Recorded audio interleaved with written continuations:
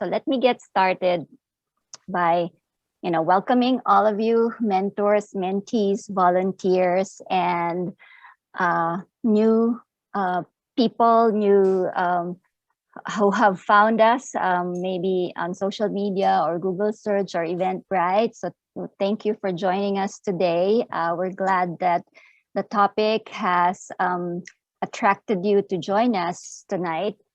So this is our Mentoring Matters talk for June, and I will be going over the program agenda. So for the first 5 minutes, we'll do the quick introduction, particularly since we have people who are new. I see Sophie signing in too. And then we'll cover the main topic, which is about allyship, actions that build equity and inclusion in the workplace. And Jossie is one of our mentors. She presented empathetic leadership in March, and there was a lot of feedback, good feedback about wanting to discuss the topic some more. And so this is the second part, and we're actually thinking of a third part sometime later in the year. And then at the end, before we end the session, we'll just have some announcements so you're aware of what's going on in the Mentoring Club. So quickly, if you have not followed us yet on our social media channels, we have presence in all of these channels: LinkedIn, Twitter, Facebook, Instagram. We have our YouTube channel where you can get recordings of our sessions, as well as some stories about mentees who are successful in the mentoring relationships within the Mentoring Club. And then, of course, the newest of the channel's Clubhouse. Upfront, I would like to take this opportunity to express my gratitude to all of the volunteers. I would not be able to deliver this kind of service and initiatives to all of you if not for all the volunteers who have been helping us out with so much dedication and commitment. So thank you to everyone. So who is the Mentoring Club, particularly for those who are new? We are a 501c3 nonprofit organization, and our mission is to provide a mentoring community for aspiring and seasoned leaders. And so the vision is to have a global community where we can help working people find mentors who can guide them to develop the skills that they need in order to achieve their career and life goals. So we're looking after people finding meaningful work, because we believe that when you do meaningful work, that's when the leader in you comes out. And that's when you create positive impact in the world. And ultimately, as mentees become leaders, our dream is for them to become mentors to others. This is to recognize some of our mentees and to recognize some of our mentors. And if you're curious about the composition of the mentees in the community, these are actually the development skills that our mentees have expressed they need help on from our mentors. So if you're new, you're just joining us for the first time, if you think that these are areas that you can help on as a mentor, or you need help on as a mentee, then you are in good company. We can help you. And finally, I would like to share our leadership core values within the Mentoring Club. So on our website, you'll see this, that we're betting if you have these core values, then you'll be happy and successful.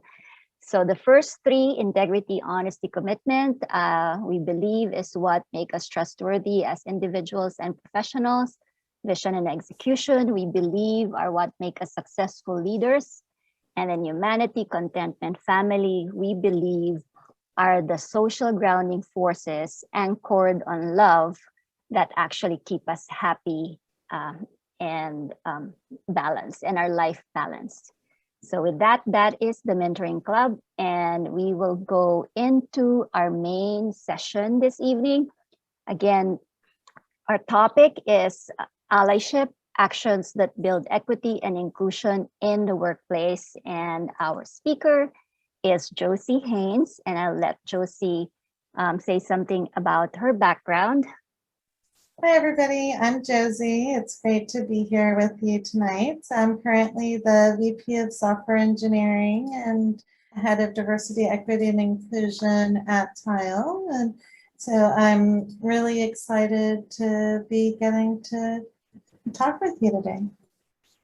First, I want to discuss what is allyship. So what do I mean by being an ally? Next, I want to dig in a little bit to the term privilege and have a discussion about what it has to do with allyship. Then we're going to talk about how to be an ally. And then finally, we're going to go through we're going to split up into some breakout rooms and go into some scenarios and actually practice some allyship in action. And finally, I want to end with all of us setting some goals, because the only way we can be better allies is by actually taking action. So let's get started. What is the definition of being an ally? It's a member of a social group that enjoys some privilege that is working to end oppression and understands their own privilege. Working is the key thing here, because this is about action. But I have a couple terms in here: privilege, oppression. So I want to take some time to make sure that I'm defining these. So first, let's go through the term privilege. It means an under-earned advantage given by society to some people, but not all. Sometimes people think privilege is a bad thing. No, there's no such thing as good things or bad things. We all have some privileges, and it just means we need to be reflective of them. Second term that was in that definition of allyship is oppression.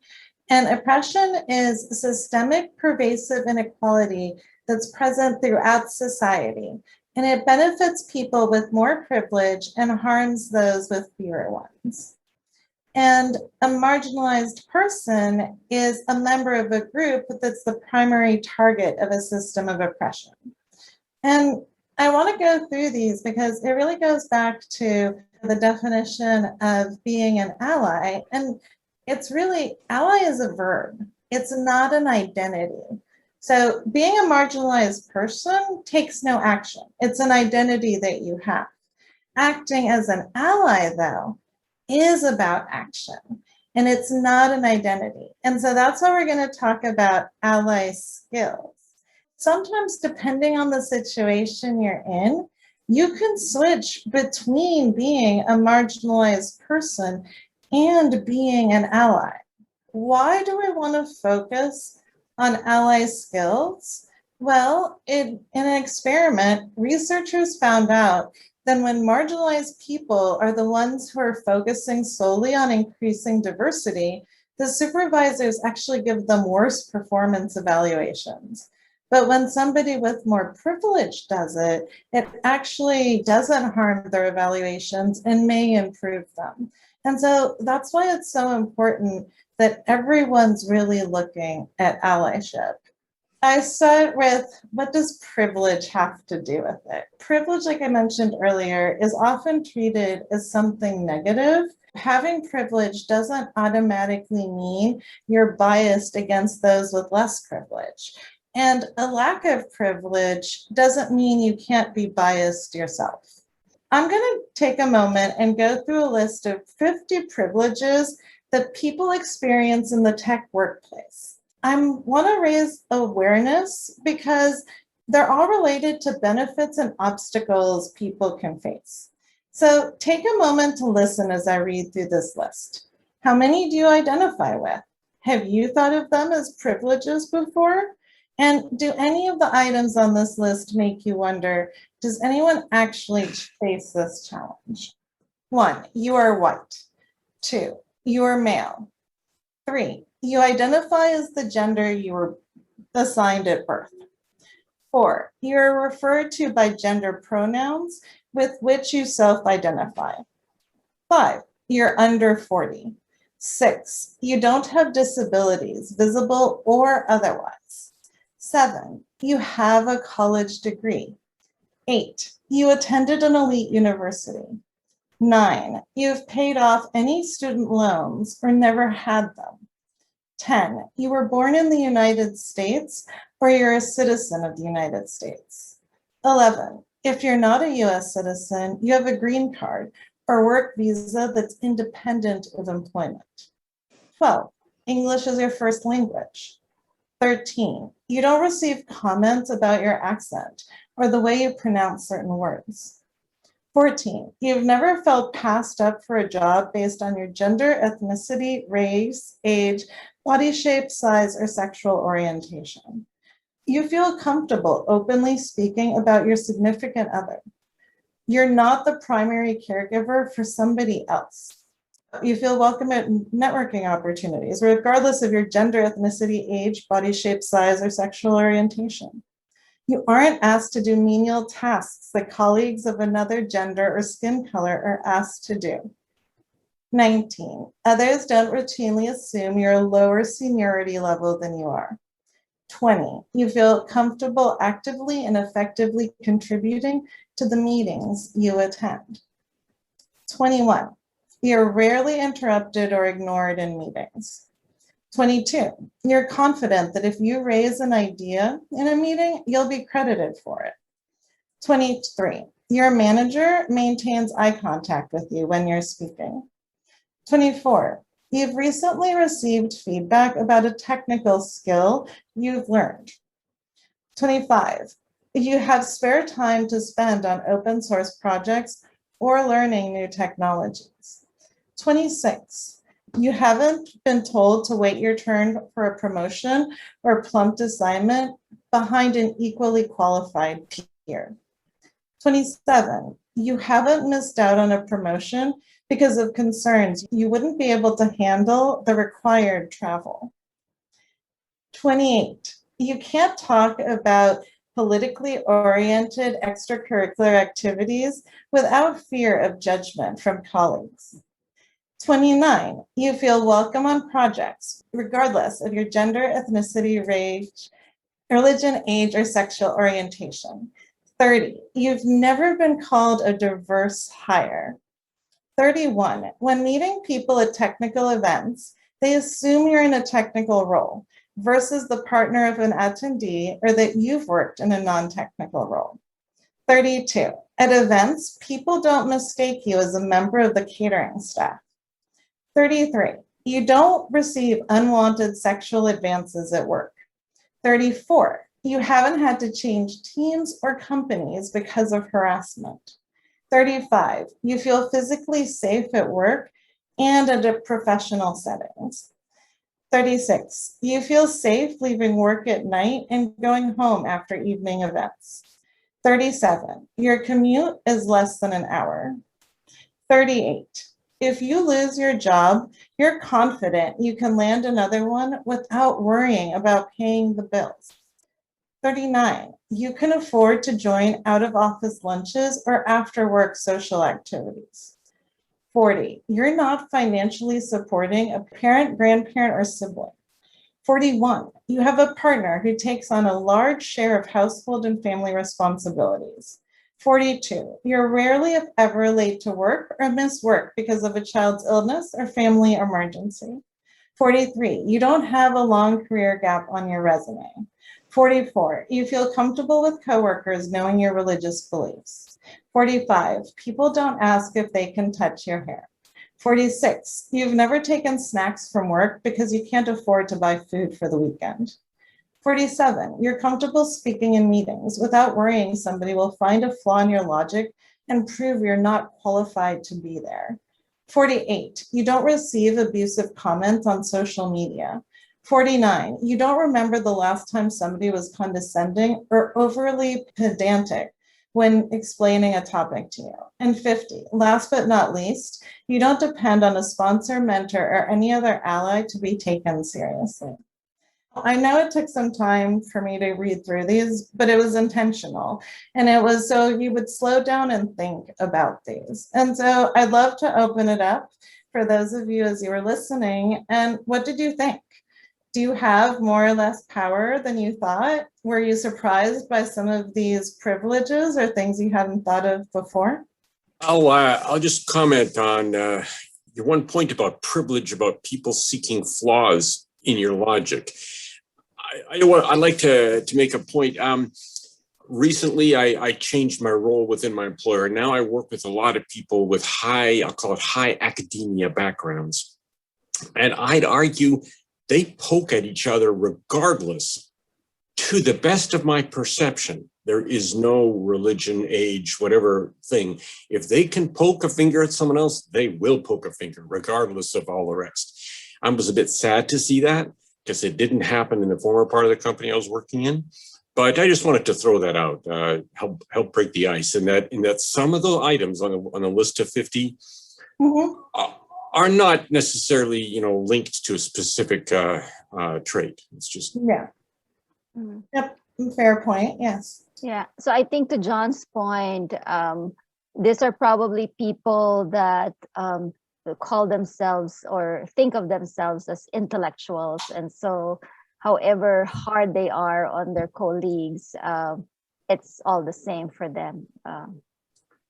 That's their self-perception, even though sometimes it weakens the team cohesion, which is sad. And I'm trying to work to fix that.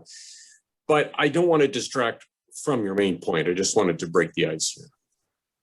Yeah. I think that falls into a little bit of what I end up calling the brilliant jerk category. Yeah. Which, doesn't have to do that as much with allyship, but actually it does in some ways. Because let's say you see somebody else being a brilliant jerk. You can be an ally to your coworkers who are being called out if you're in a place to maybe pull that person aside or pull some of them aside and really talk about how this is actually impacting the ability to build the best products. I got brought up under a whole different set of rules. Everybody starts out with 100 points. Everybody. And then they lose points based on their behavior. I can tell you the results, and it had nothing to do with this, and this, that he was extremely disappointed. The other issue is with academics and psychology, I would tend to do the time online to get the technical articles and put it in front of them about paralytic depression. So you beat them down to build up your ego, and you paralyze them in the process. Gee, did somebody help you get your PhD? And then I laugh because we give it that little frosting of humor, put the daggers in to their bad thinking. Thank you. First of all, that's a great list. And by going through such an exhaustive list, I think would at least give like this cloud of measurements as to, am I on this side or am I on that other side, right? So that list reminds me clearly that I'm much more privileged than I had thought, number one. Okay, that's clearly there for me. That said, to some of what we're talking about, I do want to convey this. I was in a work situation where I met, in my younger years, I met a director. In that meeting, that director asked me, so are you happy with the director you're working with now? And then he proceeded to a male person to sit next to me and then started to massage my back.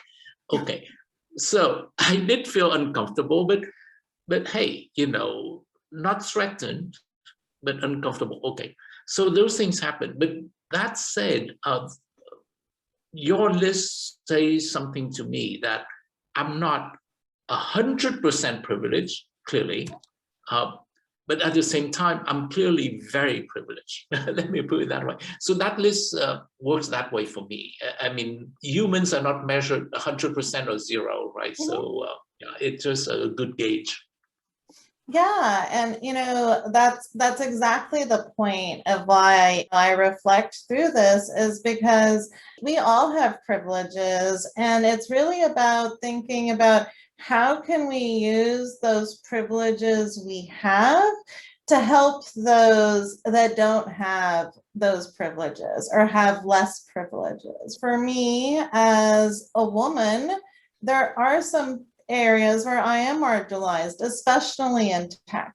However, as somebody that went to an Ivy League university, the fact that I look white and I speak English and I'm a US citizen and I have a very good paying job means I have a lot of privileges that I can then help others. And so this is why so many people ask me, Josie, you're so busy as a VP. Why do you spend your time like doing all these talks?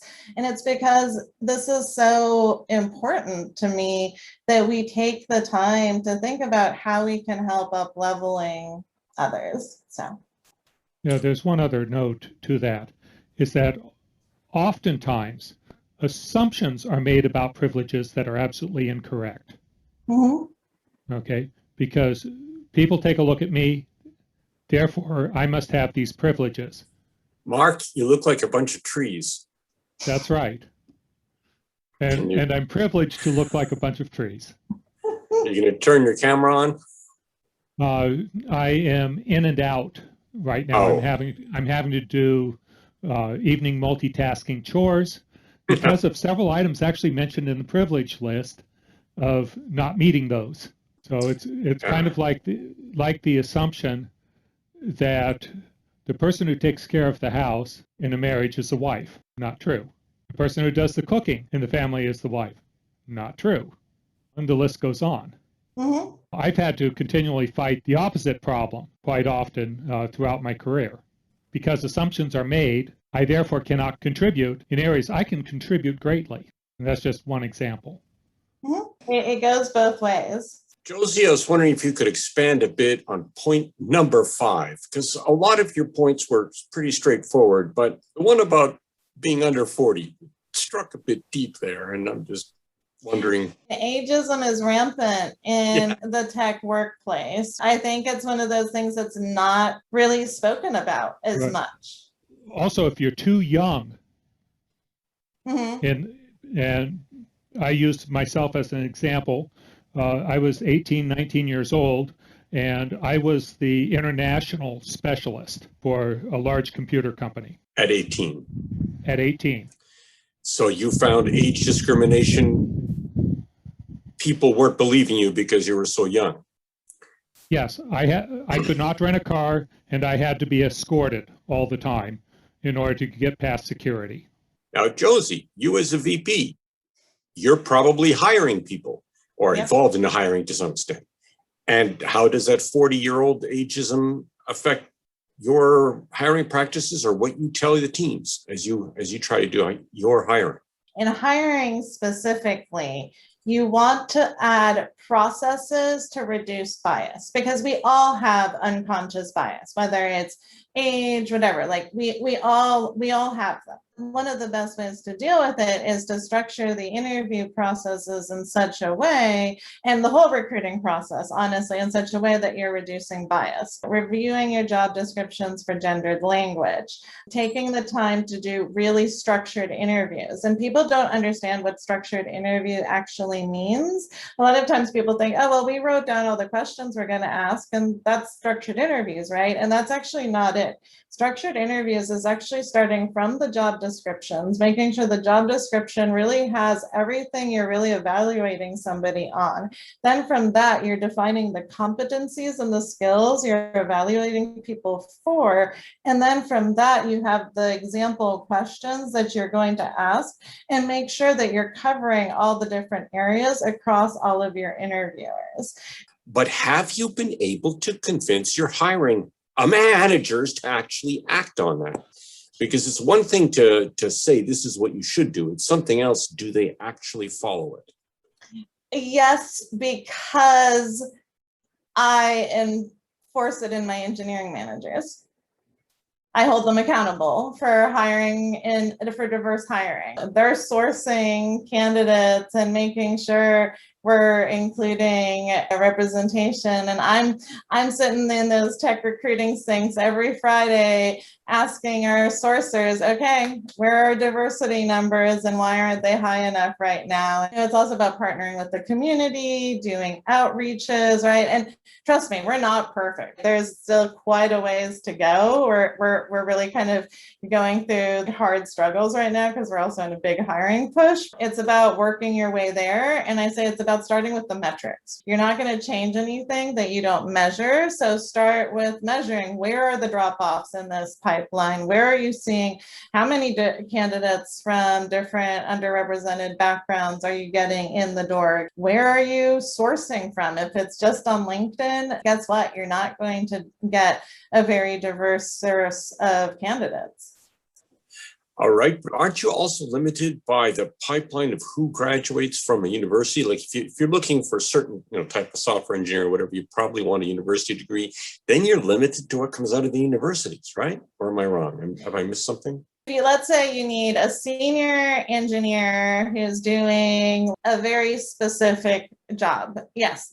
And I'm still going to hold you on the university degree thing. I'd say there's a very, very small number of jobs where you might need a university degree. You can totally get training, right, on most computer science skills. And what you do on a day-to-day basis in the Valley has nothing to do with what you learn in a 4-year education right now.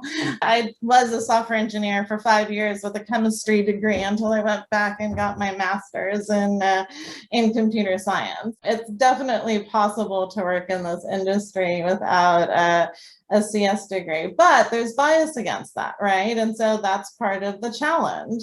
And then there's also the fact that if we really truly want to change things, we actually have to start with figuring out how we build up this engineering talent, right? So yes, you may not always be able to find all of the diversity you want if you're really looking for this like unicorn person, but do you really need that person? That's the other question too. So many times I think we follow on experiences. Oh, we need somebody with 10 years of experience, but what does 10 years of experience really mean? And could you measure somebody on competencies or potential to do the role?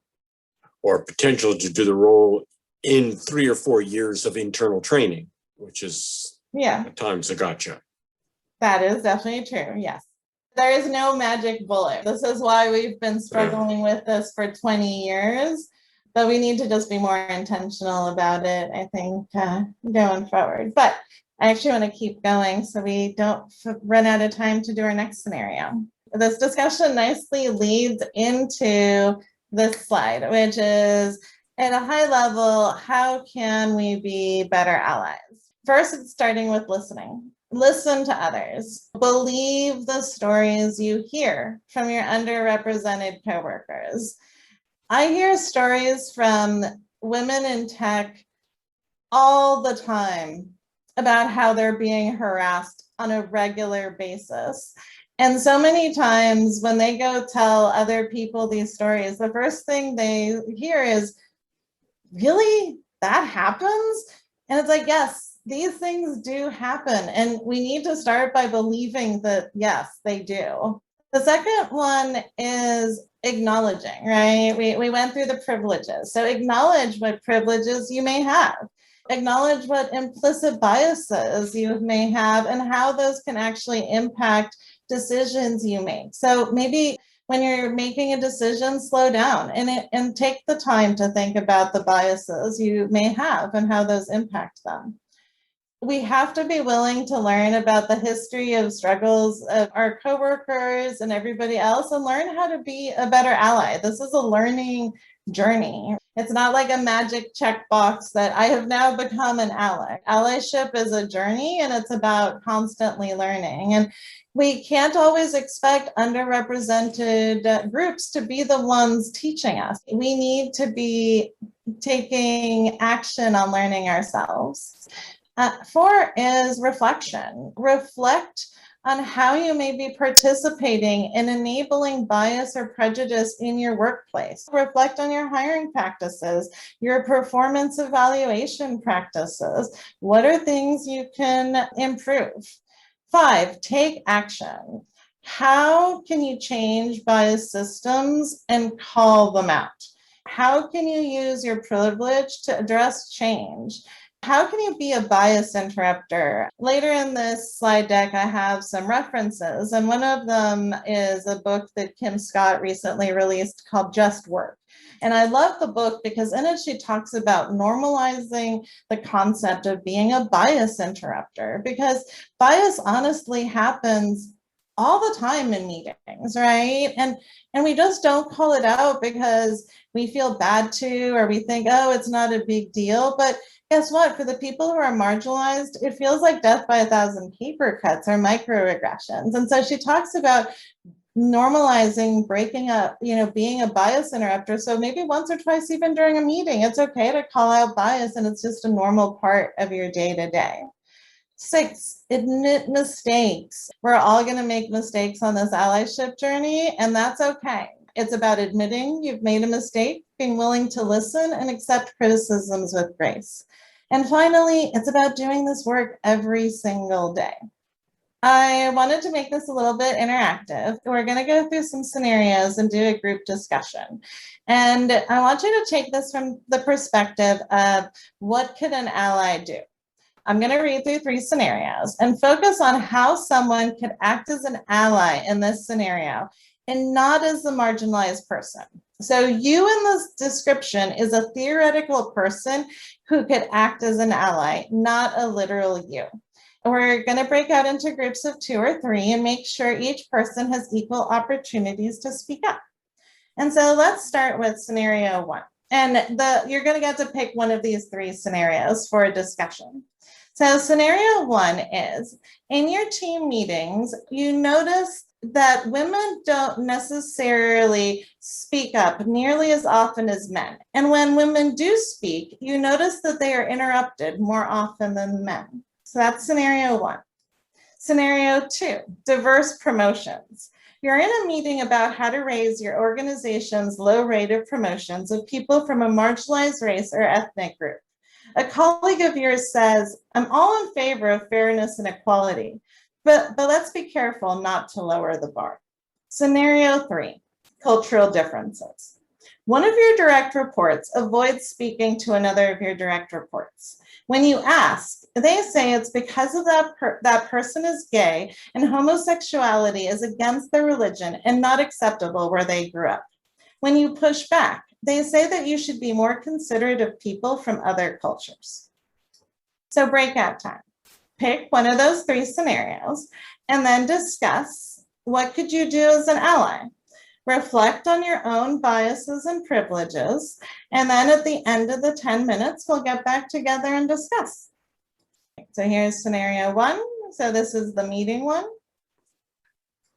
Scenario 2, around diverse promotions and not lowering the bar.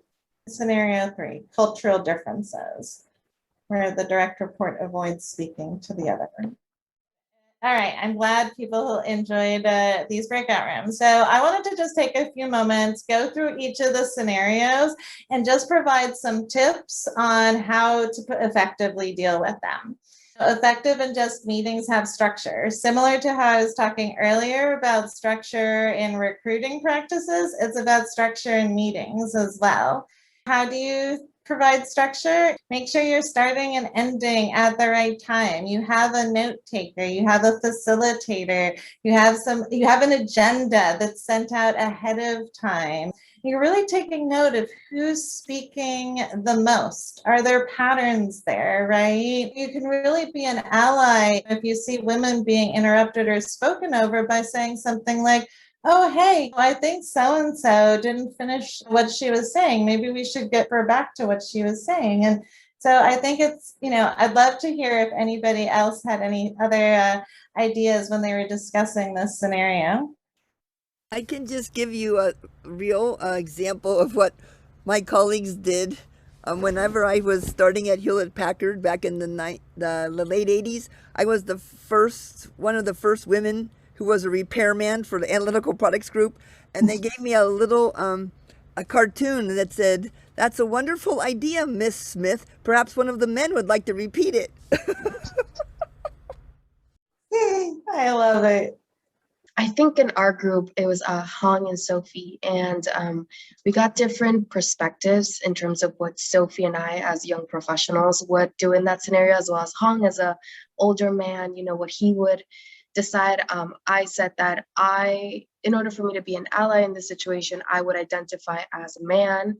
I'm pretty outspoken, so I'd use that asset, that privilege to do exactly what you said, which is call directly out and bring back attention and make space for that individual that was disregarded. Another thing that Hong mentioned, which was a really good idea, was to set an intention. Hong mentioned that he has like meeting agreements that happen in his meetings where people basically state that rules where people won't be interrupted when they're speaking, or also rules that everybody has to speak up, right? Which he says tend to be rules that open up space for people who tend to be more introverted, but it could also fit in this scenario. So those were the two things that we talked about.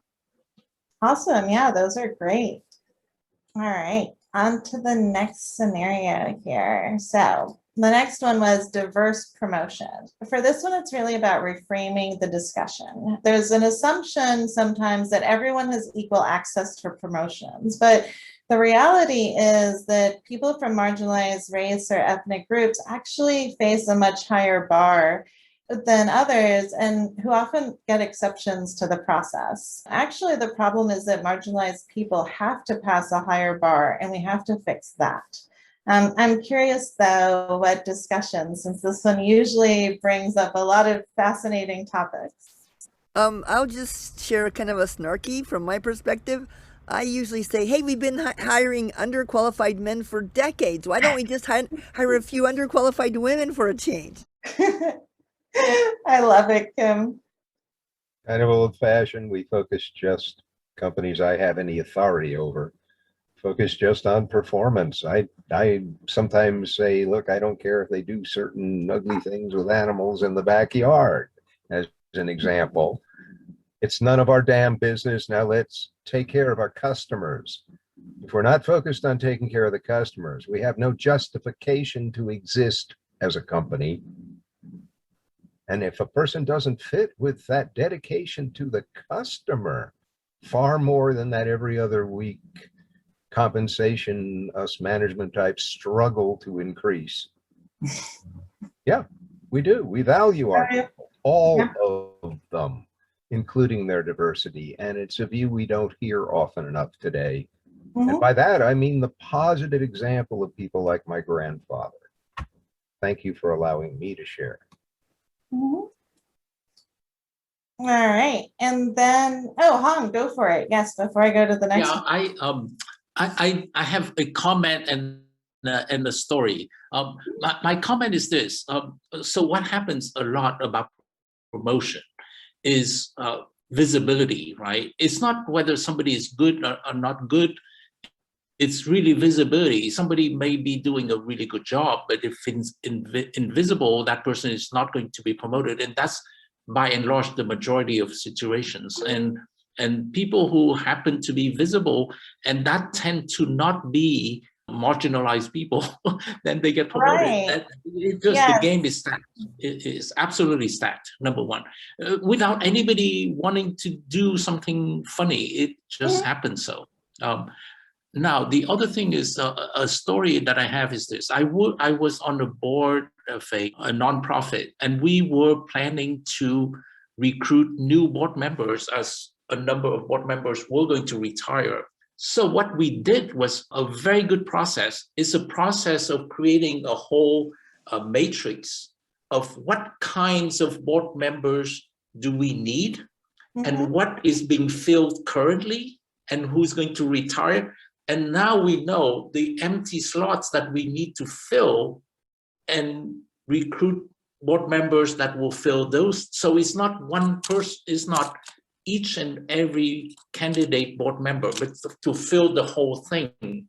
It's a whole set that we need, not just one person, right? So people rarely go through a really, how would I say, rigorous process like that. But no, sometimes it's needed, actually. A lot of teams need that. Yeah, and that goes back to that whole structured interviewing, it's then also about structured promotion processes as well and what you're evaluating your employees on. That's a great point, Hong. Thank you. And so the last scenario, cultural differences. This one is around the paradox of tolerance. And a tolerant society has to actually be intolerant of one thing, intolerance itself, because otherwise it's going to take over. And multiculturalism means including different cultures. But we have to stop at the parts that harm or exclude people based on identity. And really, the company culture, what Chuck was saying earlier, the company culture takes precedence over other cultures in this case. It's about getting the work done. Josie, I am quite interested. Let's say you were to be in scenario number 3. How would you respond to an employee? Because I have seen that happen before. It's an extremely complex situation, but it's so common. We're so diverse in the Bay Area. It's incredibly common, and there's such sensitive topics. So how would you respond to that? First, it's really about creating a culture where it's okay to have these conversations. I referred to the Just Work book earlier. And so one of the things Kim Scott's really talking about there, how you normalize these conversations, how you get to a place where it's okay to say, oh, hey, the thing you just said was biased. I'm not saying you're an evil person or you're a horrible person. I'm just saying you said a biased thing. We all say biased things, but it's about taking it to the next level and actually reflecting on the fact that, okay, we said that biased thing. Now, how do we address it so the next time we don't? As a manager, this is about having those difficult conversations. And so it starts with being clear about, hey, I completely respect your religion. However, at the end of the day, we are here to build an amazing product. And to be most effective, you need to be able to speak to your colleagues. And if you're not going to be able to do that, you're not going to be able to effectively do your job. It's okay. You don't have to say you have to be in a room in private, but then it's like, okay, then have all your meetings in public if that's where you want to set things. It's about creating the standard that's fair, right? And trying to apply that.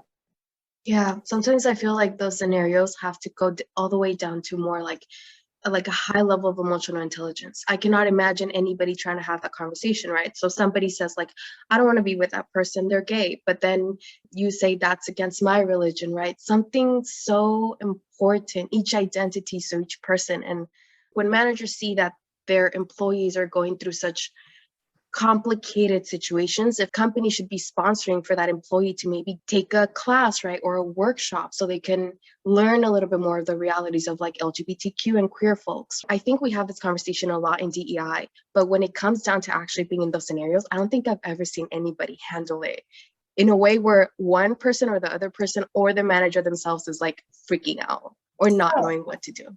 Yeah, now, Anna, if I could just pipe in, Anna, I work for a large corporation and we have corporate management classes.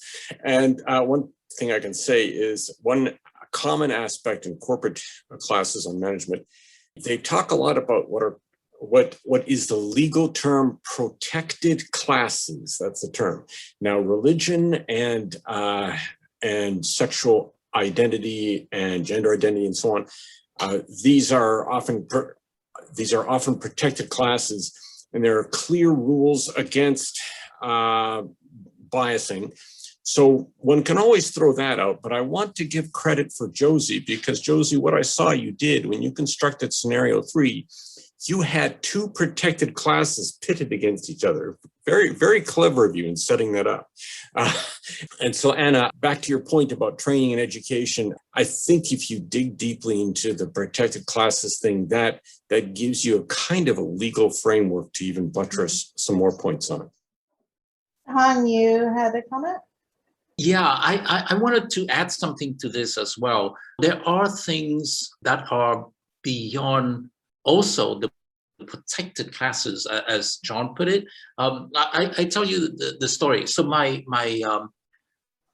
brother, right, was he's head of this investment firm. He was, and the thing is this: he has people, partners who are from India, and outside of India, these people behave just like everybody.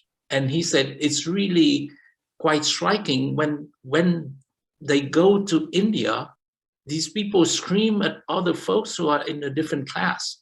They literally scream and mistreat them. Not outside of India, but in India they do. And he said it's just so extremely striking. So yeah, so that's, it goes, you know, like people can be, it's not just the classes that you normally think of. Well, there are others. My other comment is this: I think it's difficult to just legislate, right? Have policies.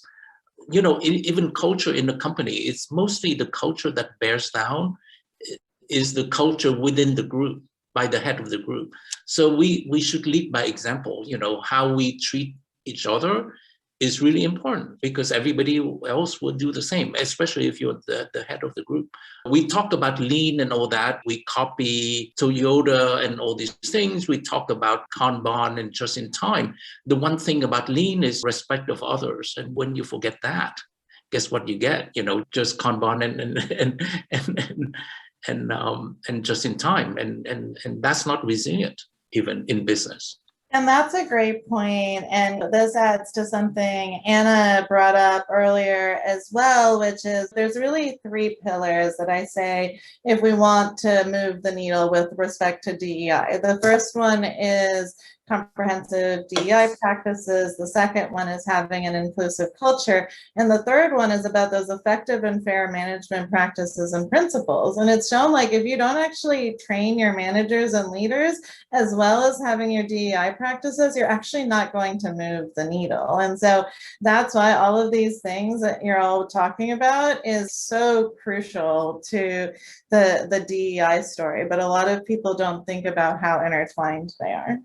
I know it's way over time, so I wanted to quickly go over some advanced allyship skills. We want to treat ally actions as a bare minimum. Think about this on a daily basis. Follow and support leaders from marginalized groups. Learn, right? Be an upstander. Speak up when you see inequality happening. Be a bias interrupter. Make it a norm. When you make a mistake, apologize, correct yourself, and move on. And finally, take daily action. I recommend everybody, we all get so busy. We're all gonna tomorrow morning wake up and be like, oh my gosh, here's my to-do list. What if everyone sets a goal? Think about a situation where you can act as an ally at work. Take some time to write down 1 to 3 forms of privilege or influence you have relevant to that situation. And what are some actions you could take to respond to it? People you could ask for advice for. And the last one is crucial. What are 1 to 3 people you can tell about your resolution to act as an ally so they can support you? And hey, maybe you can get them to join in on this as well. Here are some resources. You'll be able to get them from the slides. That is it. And so I don't think we have time for too many questions here, but yeah. We had a lot of great interactive conversations after the breakout room. So I think that covers for the Q&A, unless anybody else would like to add something to that. We're mindful of the time. I know we're over. I'll go right into some announcements so that you know what's going on with the Mentoring Club. And I know I've been sending you a lot of emails. That means we're busy. We have, dedicated volunteers, and I'm working around the clock to give you more value as part of our community. So for our announcements, we have a few things happening. So for next month's Mentoring Matters talk, we have one of our mentors doing the presentation, Roy Terry. So he is, I met him and I know him as a pitch doctor. Some of our needs within the Menti community is effective communication. So he will talk about communicating within the company. So how do you promote innovation inside your company? And that will be July 22. The 4th Thursday of July. So next, we will be due for our Mentors and Leaders hike in July. So we do it the second Saturday of the month. So this time it lands on July 10th. And these are some of the photos from the past 4 months. So please join us if you're here in the Bay Area. So, and then the big thing that's going on right now, we're preparing for our Give Back Lead Forward launch, which is on July 7.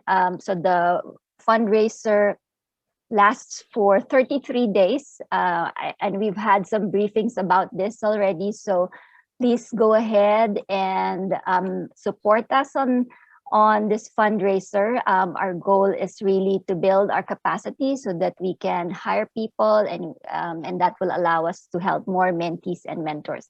And these are 3 of the ways that you can support us. You can register as a participant, encourage others to participate, have fun as a group now that most people are vaccinated. So if you can go for a group hike or a group run or a bike ride, please register. And then number 2 is donate. You can also create your fundraiser, ask others to donate to your fundraiser, your friends. And then number 3 is follow our social media channels. Anna has been helping us, so she's very much dedicated. If you're seeing those 3 posts a day, that's care of Anna and Breen. So like, share, and comment our posts so that they get exposure within your network and connections. And then another fun thing that we are doing, and this one is way out there in September, so you can plan for it, but this is also part of our fundraising initiative. So we have 5 people, hardworking people, volunteers in our fundraising team. So we have the Give Back Lead Forward community services, and the idea here is to recruit community members with specific skills or services that they would like to donate to the mentoring club. So in this case, Louis Lau, Fisherman. fisherman, I can't even find the word. He will be hosting about 15 people, and John will be doing the barbecuing. John Rivera. So if John Van Heteren wants to join, please go ahead. And then the next activity, so that's way far off September 4th, so you can plan for it. It's on a Saturday. And then, of course, we have our clubhouse presence. Currently, we're partnering with Sean. Is Sean still here? With the Silicon Valley Startups group in Clubhouse, and we have the Mentoring Club Hour, and my co-moderators for that hour are Daniel Nguyen and of course Hong, who is here today. And then the rest of the events is courtesy of our partnership with one of our mentors, Dipali Sinha. So this one, we're not publishing this on Eventbrite anymore because they want to make it more of a private community event. And so if you're interested in any of the yoga and Pilates classes, by all means, contact me and I will send you the links. Okay, and in the interest of time, I will skip right to the survey. Please, you may have received already an email from Eventbrite with the survey link. So we use your responses in order to improve the future sessions, and that's a good way also to give feedback to our speakers. So please go ahead and give us your feedback, maybe before you go to sleep or before you leave your computer after this event. And that's all I have. Thank you very much for staying like 28 minutes later from our scheduled session. Just thank you, Jossie, and thank you, Lisa. All right. Well, thank you very much for staying. And see you again in one of those events that we're doing. Enjoy the journey. Bye. Yes. Thanks, That's what it Breen. is. Thanks, John. Bye. Jossie.